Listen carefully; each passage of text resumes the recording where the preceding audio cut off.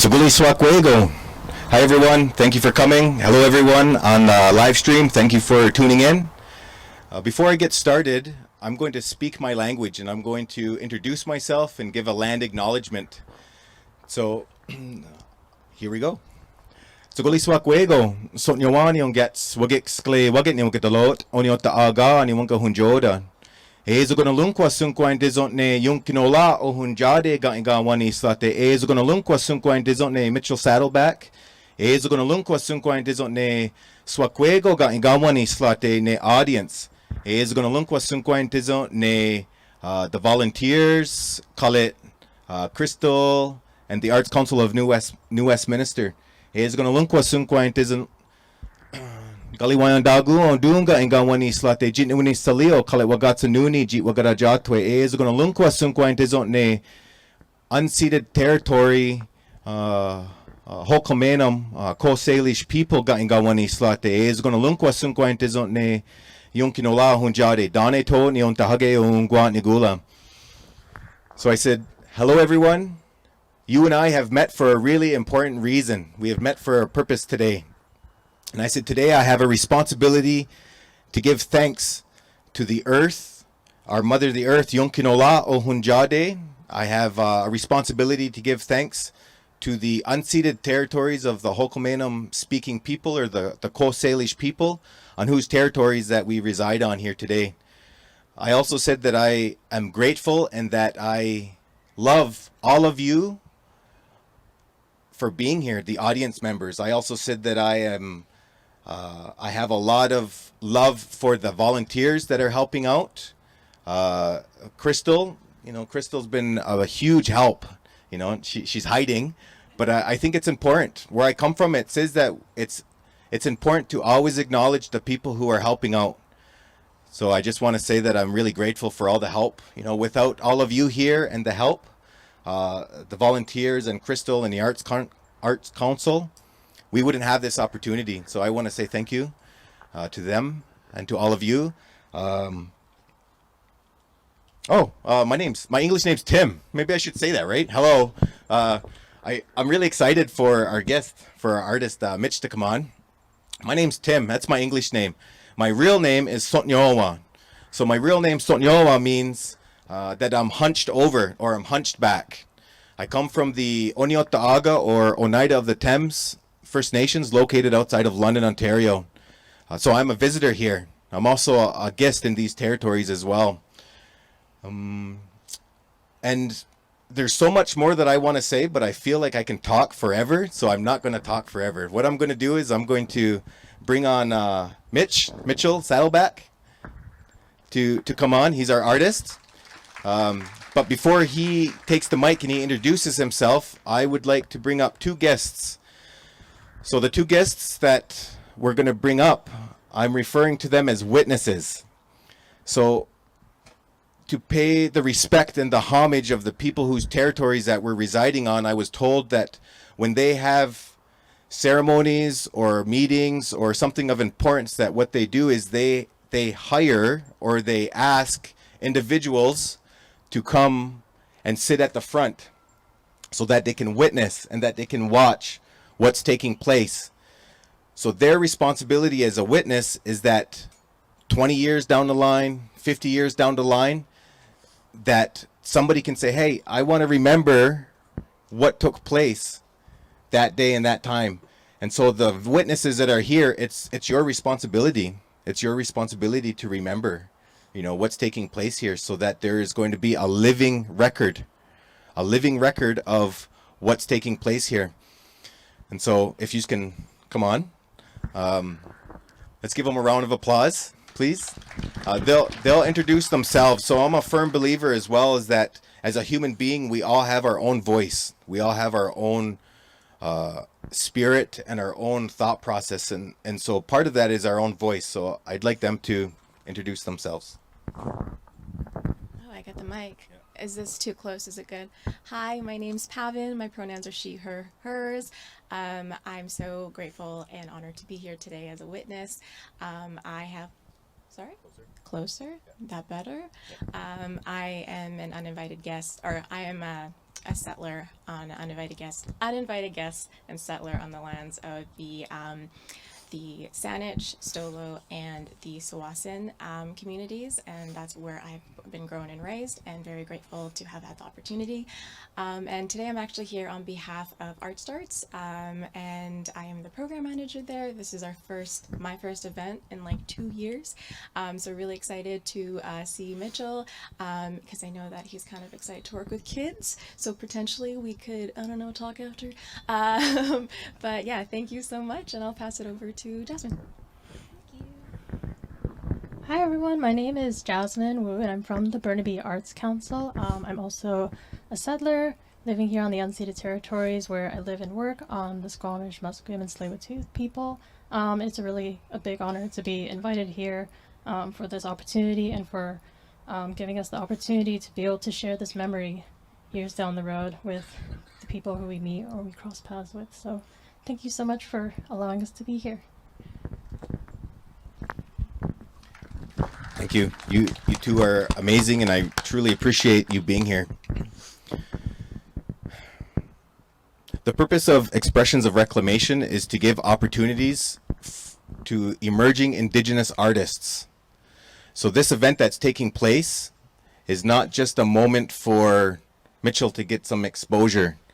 It's a place for him to be seen and witnessed by all of you, but it's also an opportunity for him afterwards as well. So that's the purpose of having the witnesses here from the organizations that they're here representing, is hopefully, hopefully they'll hook him up. That's the purpose of it. I'm just gonna give it to him. Let him talk. Okay, everyone, welcome, Mitch. Well, this mic is sweaty. Feels like I'm holding a peeled banana. Sanse, Mitchell Saddleback is Sigasen. Hello, my name is Mitchell Saddleback. I am from the Samson Cree Nation in Maskwacis, Alberta. And I'm very nervous and I'm very excited to be here in the unceded Coast Salish territories of the Musqueam, Squamish, and Tsleil-Waututh people. I am a guest, and I don't know how to start this. I just figured the best thing for me to do is to just introduce myself and tell you why I'm here. So my name's Mitch. I'm going to be turning 32 in like a week and a half. Thank you. Yeah, I'm old. I've been here for 12 years now in Vancouver. I kind of ran away from home and never went back. I really miss my family back home. Maskwacis, that's where I'm from, the Samson Cree Nation, and yeah, I've been through a lot to make it here right now. I've struggled, I've succeeded, and I'm still here, and I'm really honored to be able to say that because yeah, it's been a really tough year for all of us, and I'm just so happy to see a crowd of people, and there's people watching in the digital realm, like hi mom. Yeah, it's just really exciting. So I guess you guys want to hear a poem?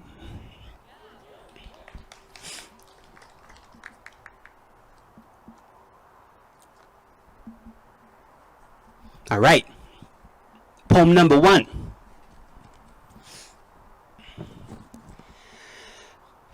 Okay. Danse. My name is Mitch. Here representing Treaty 6, where we point with our lips. I'm so happy to be Indigenous. As history tried to get rid of us, we're still here. We still have voices, choices, rights in our practices. In fact, this is an important part of history. Let's be loud. That drum, that singing, that powwow dance, like shake the world and start an avalanche. I am so happy to be Indigenous. But let me just see if my points are landing. I'll remind you where you're standing, on misery, on bones. The children who never return to their homes. Canada doesn't know what nice is. They throw rocks, Oka crisis. Leave us without shoes in a snowy ditch. We should change that maple leaf to a trailer hitch. Fake-ass prime minister and fake-ass borders, wearing black and brown face and groping news reporters. Just trying to survive in this nation, the fatherless generation. The reality of it all is so cold. My brothers and sisters, it would be an honor to watch you grow old. No more early wakes. Let's hold on and do whatever it takes. We must. Let's do it for the youth looking up to us. Monita wa magangawatain. Let me explain. I don't speak my language, but I want to. All you beautiful, powerful Indigenous youth, I love you. You make me smile bigger than a white boys who just watched 8 Mile. I'll do anything for you. I'll do anything for you. I love being Indigenous. Every single day. It ain't no mystery like tuna from Subway. We're still here, strong and ready to use our voices. We're ready to be loud and heard. And they're going to listen to every single word. I love being Indigenous. We're so damn deadly. And we're so damn ready to make change.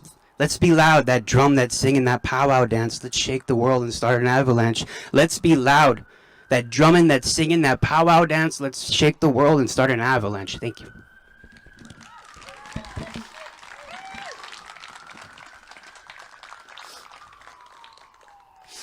That was one of my newer poems. I did a stand-up show recently, and it was just in my room. So it was just kind of me like being weird in front of my camera, which is kind of like what I do all the time, but it's good to hear cheers and stuff. I'd say a poem and be like, huh? And like I have bad internet, so like it's laggy, so I guess I started writing poetry when I was, how old was I? When was 2001? I was pretty young. We had a writing exercise and in my class, and I decided to write a poem. I had these rhymes in my head, and I wanted to get them out. And I remember I wrote this poem, and my teacher read it, and yeah, he just kind of like gave me this look of like, wow, that was pretty good. And the first poem I ever wrote, and I kind of decided that I wanted to read it for you guys today.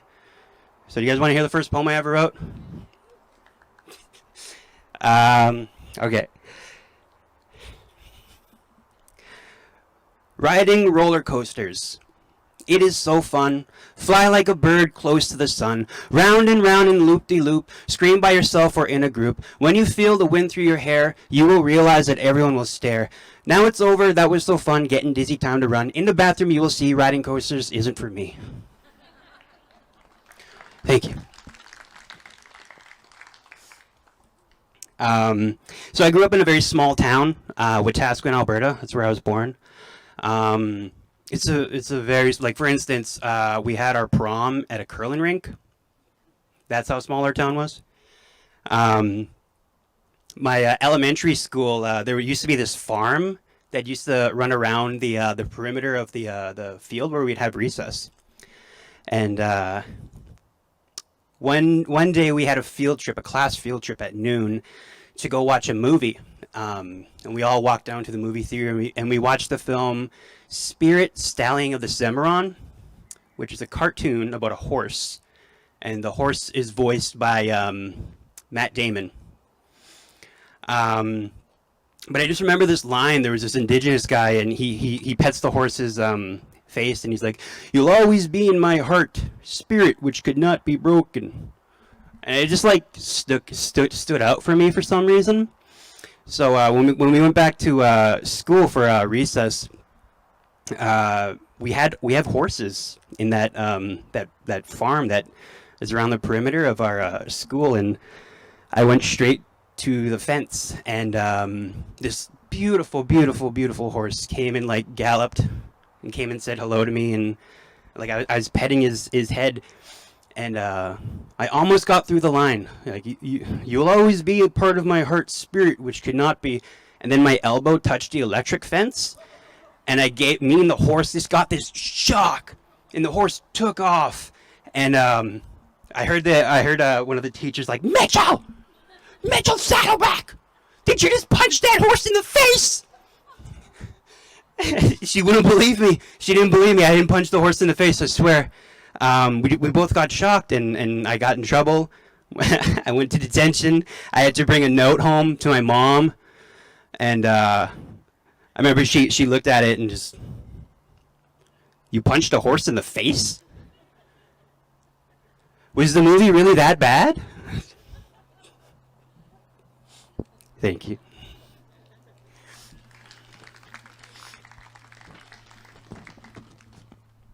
Speaking of small towns, this next poem is called She Racist. It's kind of a serious one. Okay. Hey, remember that time your grandma hated me because I wasn't white? Her and your mom got in a fight, and I was invited to the next Sunday dinner. Awkward winner. I got the styrofoam bowl, cabbage roll, you got glass. Quiet Sundays always last. I had to look past the dull. After a year, she loved me because I'm freaking lovable. After we broke up, she called my mom up and delivered a package to our stairs. A baby blanket with little cowboys and Indian teddy bears. I remember that time we were at that party and that chick got mad at you for inviting me. Actually, that's light. She yelled, "You should be proud to be white." I left after my beer. Screw your friend's birthday. I hope she had a terrible year. Hey, remember that time when you would always compare your tan to my skin? Like a grenade without a pin. Your family laughed, but you couldn't see. They weren't laughing at you. They were laughing at me. That's dumb. Defeated. I wish I dumped you before you cheated. Racist jokes for folks to laugh is a red flag and a half. You're like a broken ATM at 3 a.m., but maybe that's good. Maybe, baby, we could make it.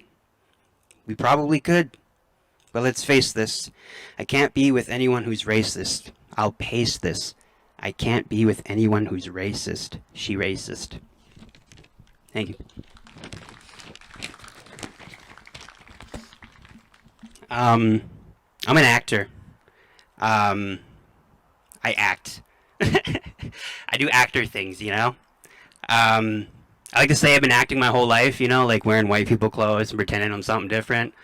But I'm like a professional actor. It's surreal. I recently got this a movie with Liam Neeson called Coal Pursuit, and what a crazy experience that is, to be like immortalized on screen. Like, that's gonna outlive me. I remember getting the audition. Like, the audition process for me is a very uncomfortable experience, because you always get these like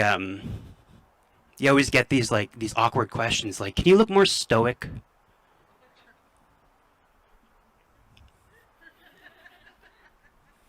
Sun's in my eyes.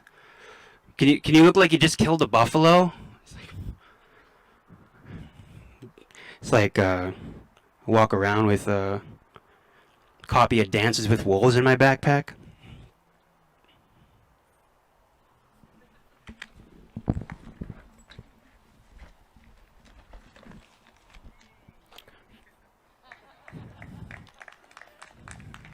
I did have it today. Anyways.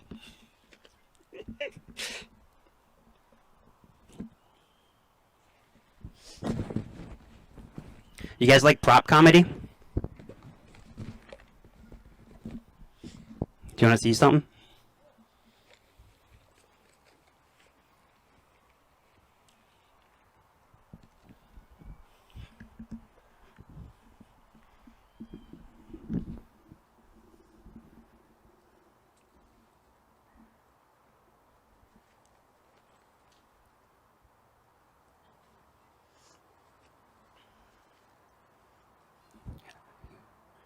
Canadian Dry.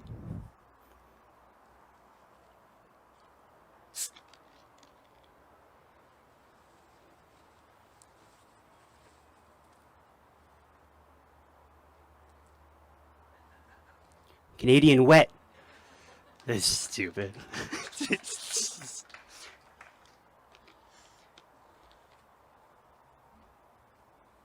So unprofessional.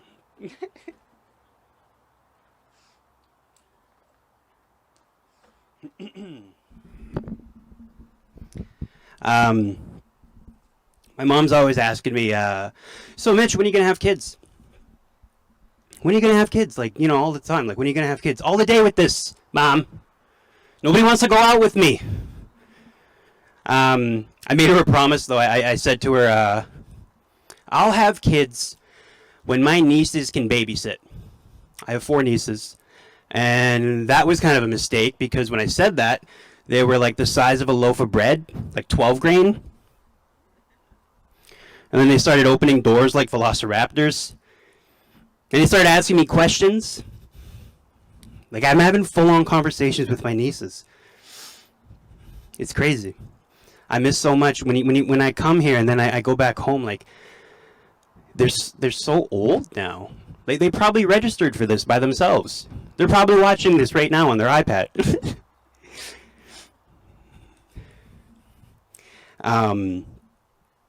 So yeah, I don't want to have kids. I still am a kid. I live in East Van. It's big, but it stinks. I'm so tired of East Van. There's like people that wear the most embarrassing things on the drive. I saw this guy walking around with like a Canucks jersey. Just kidding.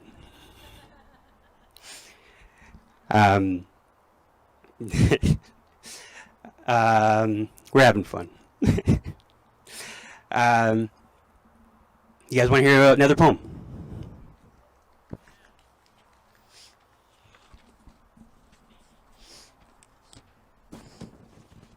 Oh my god, I love this poem, you guys.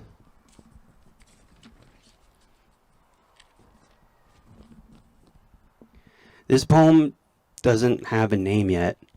But I started writing this poem because I was writing some like pretty depressing things, and I wanted to like make something light and fun. And I thought about all the things that I love. All the things that I love. And Bannock was on the top, so I wrote about Bannock.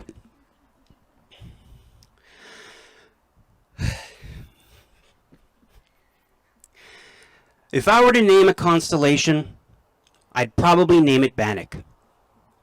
You don't need a telescope to see it. You can see it from any hammock.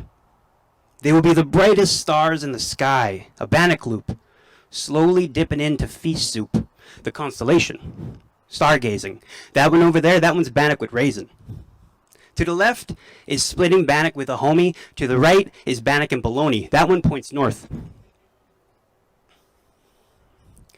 Guess how many pieces Muslim has had? 1, 2, 3. He's on his 4th. Bannock and spam. Bannock and jam. These are all part of the same Bannock constellation, fam. There's learning how to make Bannock with mom.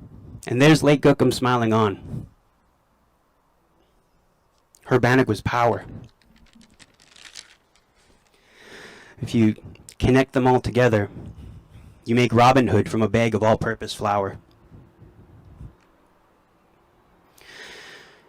I ask you, what's your Bannock sign? And then I tell you mine. We align. You grab my hand, and I try not to panic. Twinkle, twinkle, little Bannock. We see a fallen Bannock, and upon it we wished. What if under the Bannock I held you close and we kissed? What if you and me go fishing in the dark, lying on our backs and counting the Bannock where the cool grass grows? Ooh! I'm hungry. Thank you.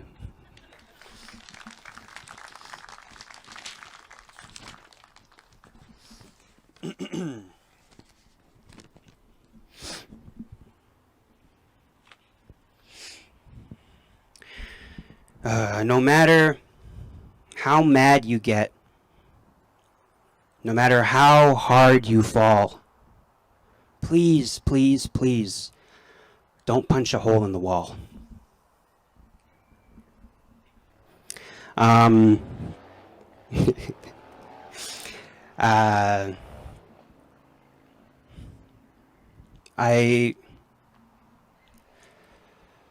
had a really rough time growing up. I grew up in a res. I grew up on the reservation. That's where I learned everything. I learned how to shave, even though my stuff comes in all Apache. I learned how to tie my shoes.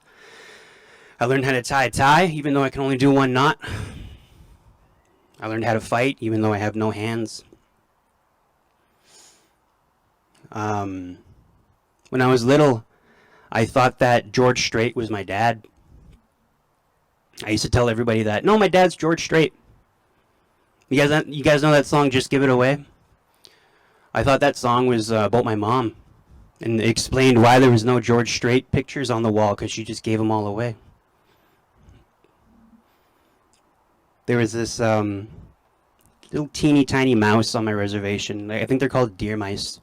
But they have like the back legs of like a kangaroo or a little rabbit. Some kind of marsupial. But there was this rumor going around that if one bit you, you would die in 7 hours. And I don't know why that was like a thing on my res. Like everyone believed it. And so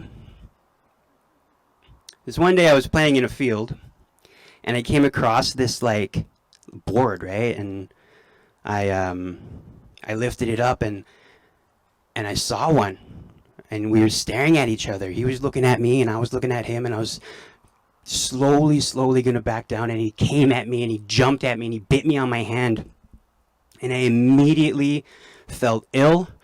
Like, I swear to you, I felt the poison surging through my veins. I was like, I'm gonna die tonight. And I remember I just like, and I looked and I watched what I thought was my last sunrise. And I sat there in the field and I cried. And this res mutt came and sat down beside me. His name was Marilyn, because he had 2 different color eyes like Marilyn Manson. And he sat beside me, and he gave me fleas. And you know, I didn't have like someone to come and you know, I didn't have like a George Strait to come and, you know, suck the venom out and put me on his horse and ride me into the sunset. So I had fleas. I went to school. I gave everybody else fleas. There was a flea epidemic in my school because of me. Actually, because of Marilyn.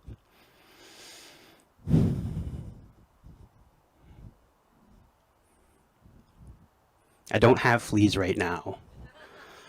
I got the shampoo. So I have long hair. I decided to grow my hair out like 5 years ago. I had a really intense dream that I was in front of a lake, and I looked down and I can see my reflection. Well, I thought it was actually my dad, my late dad, as an old man, but my dad never lived to be an old man. Yeah, my dad took his life when he was 25. And that was a very important year for me when I turned 25, because I surpassed my own father's age. And I realized that it wasn't him in the reflection, it was me as an old man. And I had long hair. And I woke up and I decided that day, I was like, I'm never going to get a haircut. And it's really helped me. I've had personal struggles with addiction and depression, and I wasn't really planning on making it past 25 for a very long time. I made that decision when I was like 13. And my life really changed. I started dedicating myself to art, to youth. I realized growing up that I've never seen myself represented anywhere. On movies, TV shows, music, plays. I've been to so many plays. I've never seen an Indigenous play before. Until I was in them, you know, thanks to Indigenous theater, I've been a tree, I've been a weasel, I've been a chicken hawk. When I was the tree, I had 5 monologues, you know? What kind of tree has 5 monologues?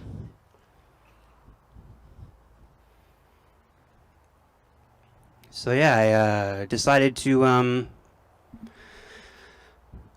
was working as a dishwasher.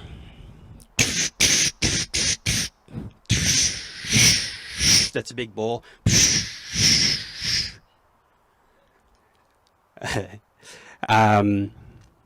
Yeah, I remember this one time in the kitchen, there was this guy that I used to work with.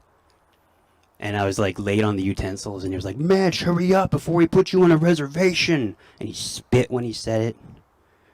And I had to like make sure he didn't have goat legs. I had to scalp him. He had a buzz cut too, so it was kind of hard with the pullback. I'm sorry. It's stupid.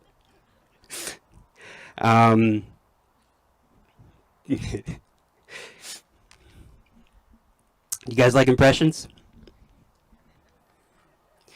Me too. I'm just kidding. No, I wish I was one of those comedians and storytellers that has like a lot of really good impressions, right? But all of my impressions sound exactly the same, you know? My Louis Armstrong is just my Cookie Monster. Cookie! My Marvin the Martian, ready? Space Modulator, is just my Ray Romano. My Smeagol, oh, you stupid fat hobbit! That's just my Justin Trudeau. Thank you.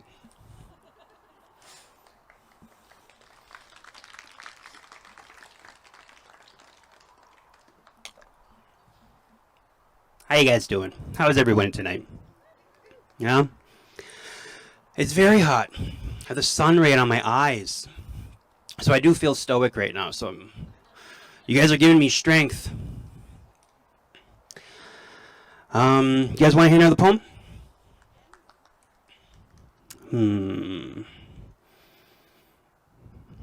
You sir in the salmon. Can you check your back pocket, please? This is also a magic show. Now we've never met before in your life, right? No, that is correct, sir. Give it a round of applause for I didn't catch your name. Salmon. Yes, I am a boy. Yes, my hair is long. If you think that you can touch it, you are so very, very wrong. You don't have anything longer? Thank you. Thank you.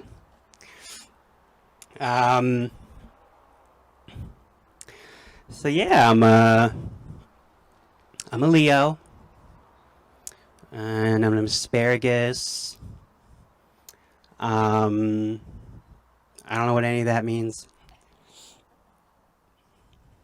I almost got hit by a car today on my way here. The guy was like, "Get out of my way, I'm old and white." I'm sorry. You guys mind if I take my braids out? I'm gonna do it. Nobody said no. I like them too.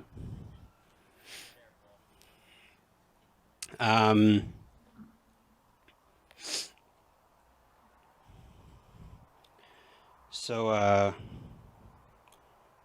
my brother back home, he gave me one of the best compliments I've ever gotten in my life regarding stand-up comedy. He came to one of my shows and he said, you and the black guy were the funniest, which is like the coolest thing you can hear. It's a compliment. I've did a lot of like native comedy shows, and my last one was the first one I did where we didn't have a white headliner. We did the show at this casino in Chilliwack, and they should have called it the Native Comedy Experience, because once all the native comics started doing their thing, nobody was paying attention.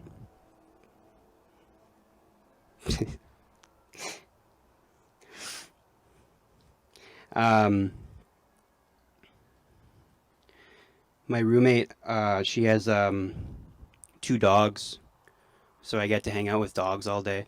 These ones don't have fleas. One's name is Rocco, and he has this like face that's like one of the ugliest, cutest things you've ever seen. We call him the Frog Prince because he looks like a frog.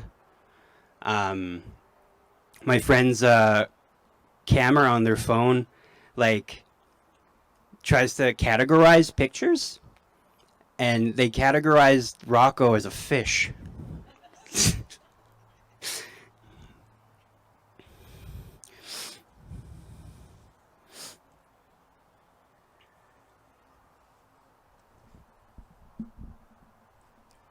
All right, okay, we're back.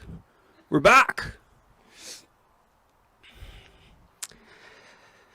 I'm not a gangster. So why are you looking at me like one?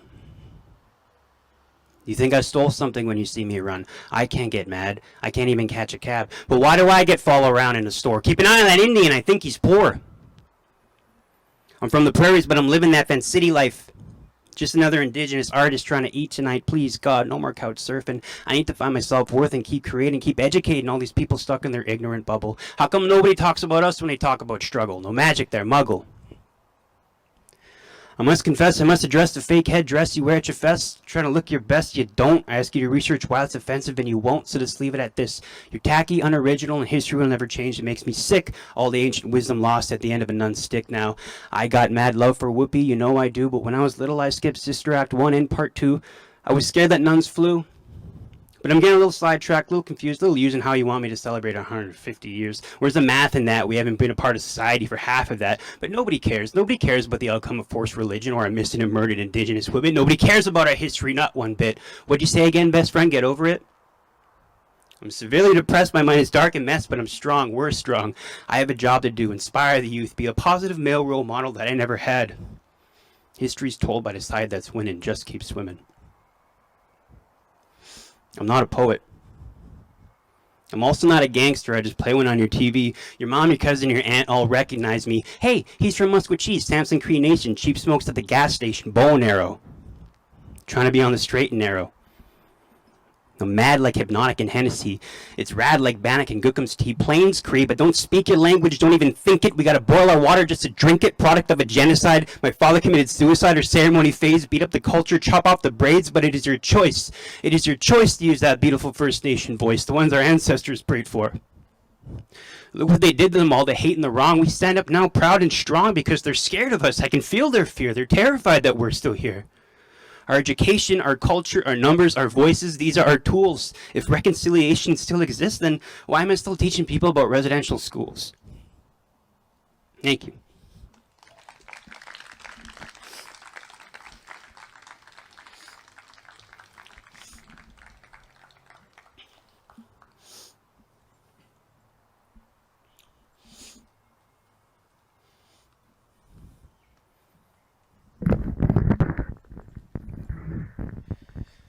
welcome back.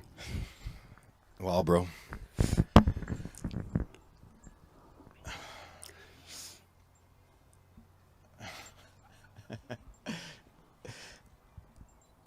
Mm-hmm. Mm-hmm. You know what this man is talking about.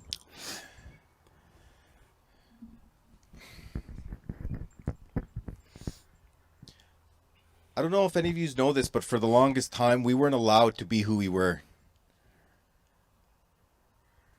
We weren't allowed to dress up the way that we're dressed, the way that I'm dressed.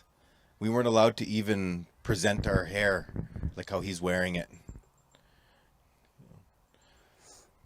He's in his 30s, you know, and he's still having to educate people. He's a child. We're children, and we have to educate people.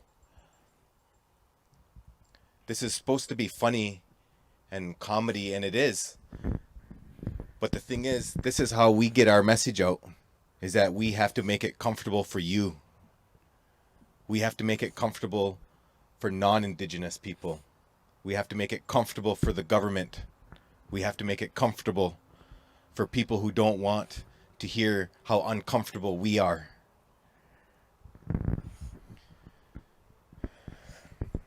I had all kinds of things that I was going to come up and say and be happy and cheery and all this, you know. But I think it's important to say that we need opportunities like this for us to be able to express ourselves. One thing that I always say to new artists and to people that I meet, I'm an artist as well, and I always say that art and creativity has saved my life. You know, Mitch and I have very similar pasts. You know, I'm a few years older than he is, but there was times in my life where, you know, I could have went down that road to actually be that, you know, that gangster, to be the alcoholic, to be the drug user. You know. But instead of going down that path, I chose to use my art and my creativity to express the things that I was afraid to share, like how he has the courage to share with you tonight. That's why it's important for us here today, and for all of you who are online watching, you know, Expressions of Reclamation was created to give opportunities for artists like Mitch here to share what he needed to share. You know, because if we go out and we become angry and say the things that we want to say about, you know, this stuff, how Canada's treated us, you know, how these things, you know. I went to day school, you know. There's somebody in the audience here that I know that directly went to residential school, you know. He's having to talk and teach people about residential school, you know. How messed up is that? Really think about it. Why do we have to teach you about our histories? You know, that's your responsibility. And that's why I say to all of you how awesome it is that you are here, taking the time out of your night and your day to be here, because you're learning. You're sitting here giving space to him, to us, to really have that opportunity to be at the front and speak how we're feeling. Because if we didn't have opportunities like this to be on stage, what would happen? The cops would be called on us. He just kicked the flag. Oh, he's disrespecting, you know, or it's hate speech or something. No, it's not. We're speaking our experience. So I don't want to go too much into that, but what I want to say is that thank you. Expressions of Reclamation is just this. It's not about us reconciling with Canada or reconciling with the current and any kind of form of government or any kind of church or religion or any kind of people. It's not our responsibility to reconcile with you. It's your responsibility to reconcile with us. And I'm not saying that to disrespect anybody, but I think we need to really look at what these words mean. So Expressions of Reclamation isn't about us reconciling with you. It's about us learning how to reconcile with ourselves, in the sense that we have to reclaim our identity. living in this modern world. And this gentleman right here just summed all of that up. That last poem, that's why I couldn't speak when I came up. So I know we have a program to go on, and I think I've talked enough. And Crystal's actually shaking her head like, yeah. So we're going to do some Q&A. If anybody has any questions, anybody here in the audience, you can raise your hands. Anybody on the live stream, I encourage you to ask questions as well. And Mitch will answer them if they're for him and if they're for me. Include me. I want to be seen too. Come on. I didn't put the red on my face for nothing. No. But anyway, so ask away.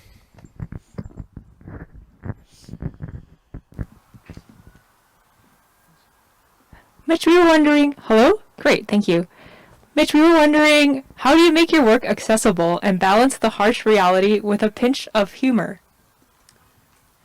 Everything I do, I think, has humor in it. I've always used humor as a defense mechanism. I failed grade 2. I don't know, how do you fail grade 2, right? I had to repeat grade 2. And so I was always the tallest, most brownest kid in my class because I went to Catholic school, for Christ's sake. So like I have to use my humor. I was always a class clown, and absolutely, even if it was serious work, I would always try and make someone laugh. And I still do that. Do we have... Oh, there we are. Hello. Thank you so much for sharing with us today. How do people follow you and find out about your future performances? You can follow me on Instagram. I'm with Mitch. Yeah, just follow me. Like, Great, thank you so much. like the shopper's security, just follow me.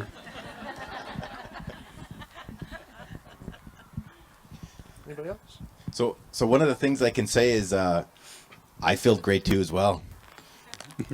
which was interesting. The reason and excuse for them was that I wasn't good at math, and they failed me. Yeah. So I'm born in December, so the school year I was considered the youngest in my age, and then when I failed that grade 2, they put me in another grade 2, which I was the oldest. So it was really uncomfortable and difficult. So like how he gets followed by security, I walk around knowing I was kind of a lump in grade 2. Anyways, yeah. I want to share something quickly about Mitch and I. So when I was putting together the artists, I had spoken to almost 600 artists. I spoke to almost 600 people for 5 spots that we had available here. And his name was given to me through the Savage Society. They had helped me out. And what had happened was I didn't know him and I worked together. So I'm an actor as well. And I'm not as awesome as he is because I don't get any gigs. I don't know. I think I overact too much. But anyways. So I was casted for a role in a comedy called The Bannocking. And it turned out he wrote it. And so what had happened was the Bannocking, what he doesn't know is that this gentleman here had helped me fulfill a bucket list item. Part of my bucket list items in my life was to come out to British Columbia and to be a part of a zombie movie. And I got casted to be a zombie. That, I'm not going to tell you what happens to me, but, I'm a zombie. Come on now. But he helped me, and the conversation and the things that I'm sharing with you now and the things that you had witnessed and you had heard, that's a ceremony. You are learning just a little bit about what it means to be in ceremony in a modern time, talking about honoring somebody and acknowledging them, that's what Expressions of Reclamation is about, is showing you and teaching you a contemporary form of ceremony, that goes on, because we're also relearning about ourselves, as Indigenous people. We're relearning about ourselves.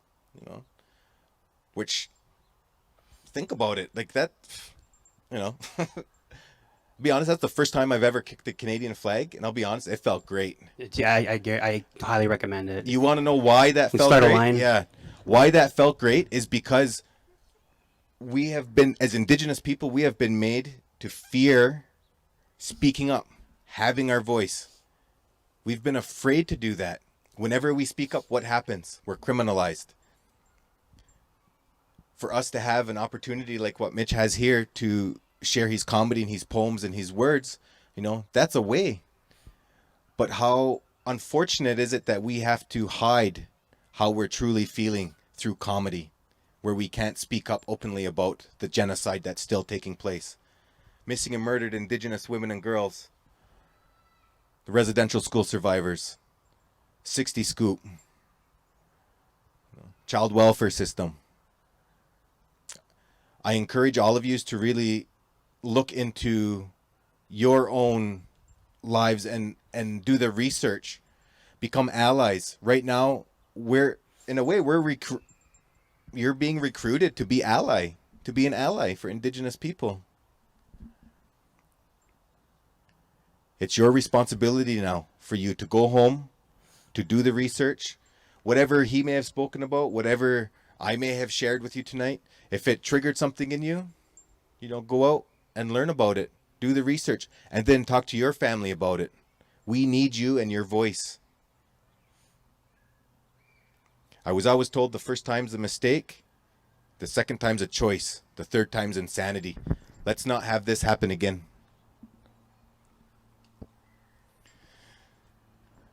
I totally went off on a rant there, but Oh, no, keep going. so there's a whole lot of questions that I have, you know. Yeah, awesome.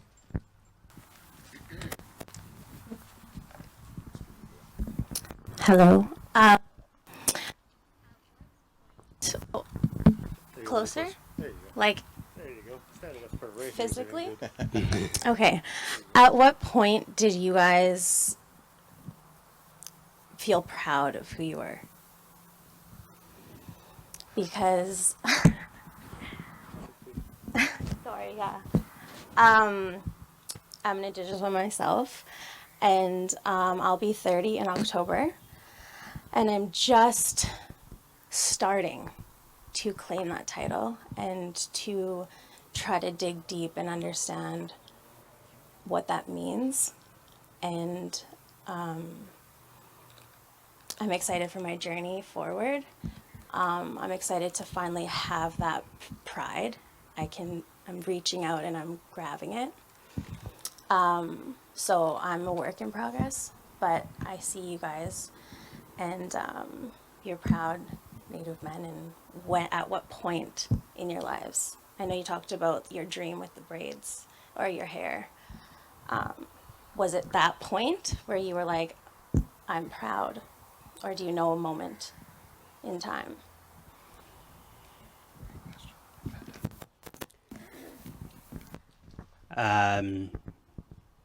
Thank you for doing that to my brain. I think for me, what I've always wanted to be was representation. That's why I'm doing what I'm doing. And it's always been so hard. Every audition I've gone to, like I've actually had that said, can you look like you just killed a buffalo? Like, I've been to so many auditions where it was like, I'm auditioning to play a drunk.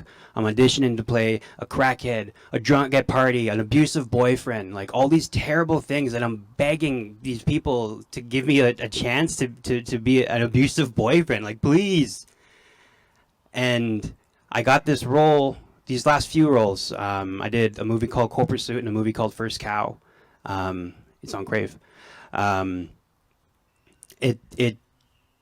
Watching those movies with my nieces was probably one of the most beautiful things I've ever done in my life. I remember my second youngest, we were watching First Cow, and my brother was like, look at the TV, look, who is that? And she looked at the TV and her eyes just went real big. And she was like, uncle? Like, and I almost started crying because I was like, this is, I'm so proud of myself right now. I've done what I want to do, and it's my niece who gets to see me on a screen. And yeah, I love films so much that sometimes I show up in them. I'm proud of myself.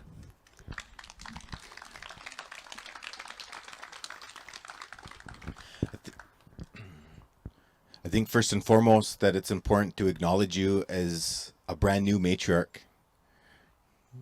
I'd like you to see me as a man, a heterosexual man. I'll be honest with you. I think as a man, I have a privilege, you know, and I think men have stood up for far too long, and that we need to sit down and we need to be quiet, because us as a men, even though we're Indigenous, we still have the privilege of being a man. And so I think it's important that something needs to change, you know. And so I would just like to say that I honor you as a new matriarch, and I'm happy that you had shared openly tonight that you're on a new journey. I think that's important, you know. For me growing up, I was the whitest, brownest Indian in my school. So I was adopted. I'm not considered part of the 60 scoop. The 60 scoop went on into the 90s. Now it's going on still, but it's under a different word right now. It's not the residential school or the 60 scoop. It's now known as the child welfare system. My birth mother just so happened to be Indigenous. I'm the outcome of a rape. She was raped, from my understanding, by a white man. Raped her, who was her friend, you know. She didn't know she was pregnant with me until the trimesters were there, and she gave me up at birth. So fortunately and luckily, I was adopted into an Indigenous family. But because of how I look, I was not Indigenous enough. I was always called white boy. You know, I was always called, you're not Oneida, you're white. You know, so me growing up, I had to overact. I had to become really proud. I had to show myself that I was a real Oneida, a real Indigenous person. And so when I became proud was back in, I'd say 2014. I'm 38, so what was that? 2014, I would have been like 30 something. I don't know. Like I said, I failed grade 2. So I'd made a joke. Nice, I can stand up here too. We should go on a road together. Anyways. I'm into it. So in 2014 is when I became proud. It was late one night. I struggled with my sexuality for a long time. I was raised to believe that as a man, I'm supposed to be a certain way. And so I struggled with my sexuality because I love plants. I love clothes. I love animals. I love nature. I don't like sports. I don't like football. I don't like lacrosse. I don't like hockey, baseball, none of that stuff. So I struggled with my sexuality, and in 2014, it was probably about 1:30 or 2 in the morning. I couldn't go to sleep, and I looked at myself in the mirror, and I said, I accept you. I accept you, Tim. I love you. If you're gay, I love you. I accepted myself, and that's when my pride came in, because I said, I'm okay with who I am. And then that's when I realized that there is a million other people out there who are going to hate on me. I'm never going to please everybody, but I believe that there's only, there's like two people in this world that I can please. That's myself and that's Creator. So I gave myself something to believe in. And it was Maskwacis, our Creator. And then I started to look at that. Okay, well, what does that mean? I had to relearn who I was as an individual. So I went out and I learned about my language. What does Sotnyowa mean? Where I come from, Sotnyowa, I'm the only one alive today with the name Sotnyowa. When I pass away, in my culture, they say that our names, they're not ours. We wear them around our neck. And that when I die and take my last breath, that my name gets taken off and gets hung by the door. The door meaning when the babies come in. And so depending on how I live my life will determine if my name is valuable or not. So I started to look at my actions. How am I treating people? I wasn't very nice to people. Yeah, I wasn't drinking. I was hurting people. You know, I wasn't doing drugs. I was hurting people. Hurting people by, you know, taking things from them, you know. Through that journey, I come to find out that I was sexually abused growing up. Me not knowing, me believing. So I know I'm sharing a lot. But 2014 is when I became proud because I started to become aware of who I am. And I just accepted who I am. I accepted that, hey, I don't know who I am and where I come from, but I'm going to learn. When you said you're just starting your journey, the journey starts with the first step. I think that was said in Lord of the Rings or The Hobbit, something like that. You know, a journey doesn't start until you take that first step. So you've already taken it. Anyways, I can talk and talk. You got to put the hook on me because I think we're done our live stream. I don't know. But anyways. Talking about The Hobbit now. Yeah, The Hobbit. Where does it go? So Crystal is showing me the sign saying we have to wrap up. Mitch and I are going to be here for a bit. Hell yeah, I want to rip one of those. Which one? Queen. Give me one. Okay. This is one of my new favorite things to do. Just consider this like kind of like some ASMR.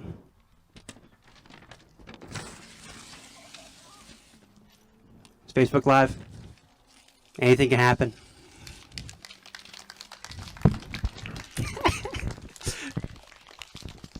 So that got really dark. Yeah, right. But you want to know what? Thank you all for allowing us, because if we didn't have opportunities like this, we wouldn't be able to share these in a safe place, in a safe way. So I want to thank all of you for being here.